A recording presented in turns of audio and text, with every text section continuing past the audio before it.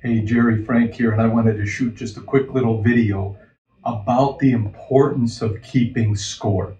When you think about it, I can't think of a game, whether it's basketball, football, baseball, you name it, that they don't keep score. And your business is a game also, and you need to keep score. So, a couple of fundamentals I would recommend about keeping score: you should have a scoreboard in your business, and it should be posted where everybody could see it. Included in this scoreboard should be what the goal is for the week.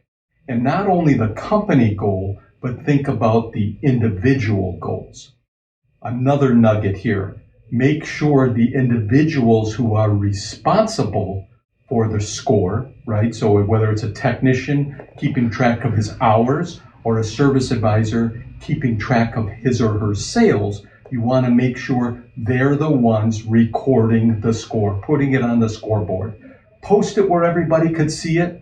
And then these are the things you want to share in those quick morning huddles and the weekly meetings. So are you keeping score in your business? If not, how do you expect your players to win the game?